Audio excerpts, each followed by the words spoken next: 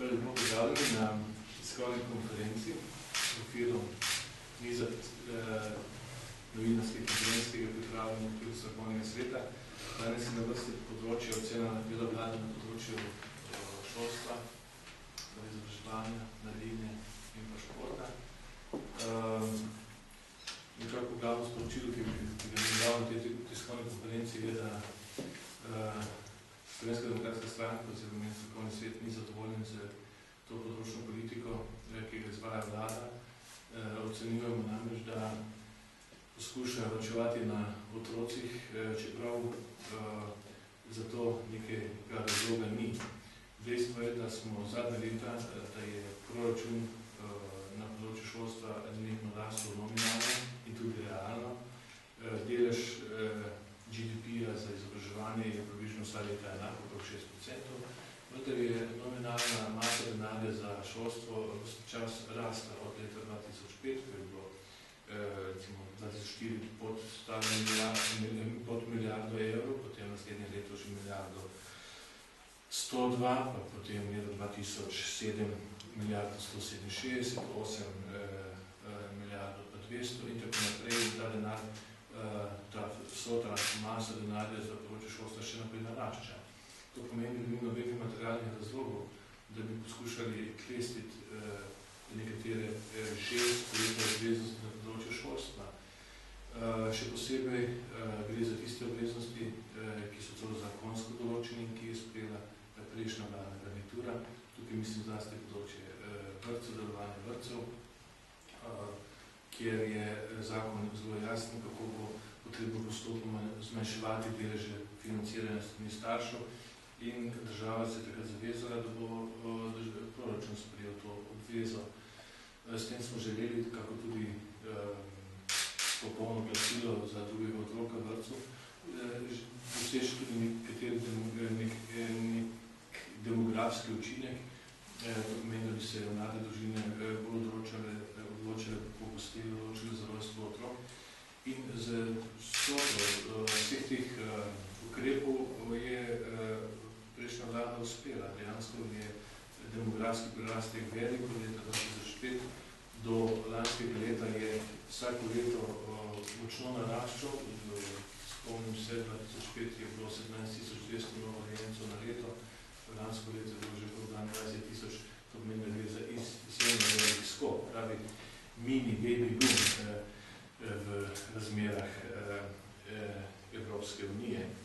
Ni nobena država dosegla podoben rezultat kot Slovenija na tem času. Torej, ustvarili smo nekaj podobnih timov, v kateri so se Slovenci in Slovenke pogosteje odločili za rojstvo otrok in to je bilo vsekako dobro, glede na to so velike težave v družbi. Slovenija je postala uspela družba in s tem bili nekako so tudi Evropske unije. Ampak kaj hočem povedati?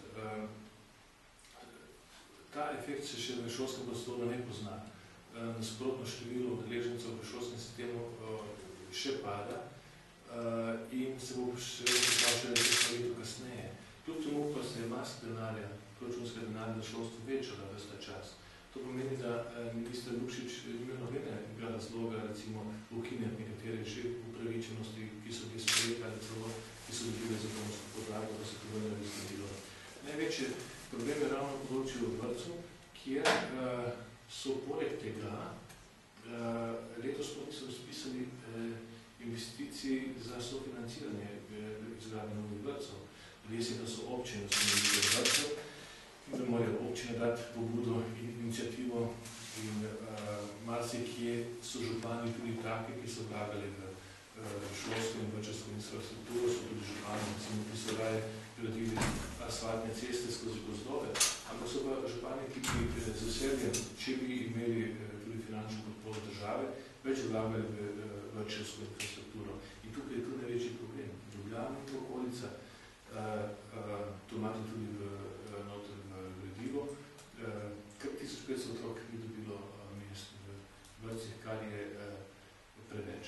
No, na področju predšolske vzgoje so obljubljali še vrsto drugih stvari, tukaj imate zelo natančno zapisano. Jaz menim, da se je v tem času, v tem kratkem času, kar je to vlada, dostop v vrtce poslabšal, nekaj izboljšal.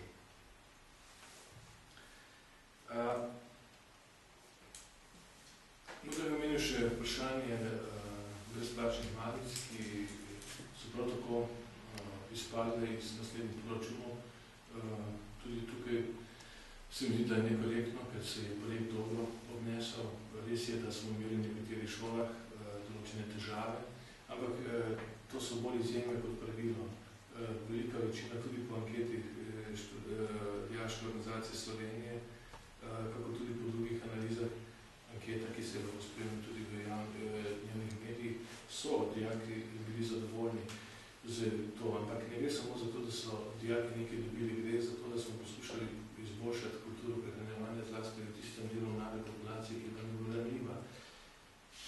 Jaz bi omenil še to, da mi predlagamo, da bi tudi srednje šolstvo postalo postopno obvezno šolo, tako kot je osnovno šolsko izobraževanje, da so neki temeljni standardi znanj niso več dovolj, če nehamo z osnovno šolo, ampak sodobna družba zahteva veliko bolj izobražene ljudi, torej z neko osnovno primarno izobrazbo.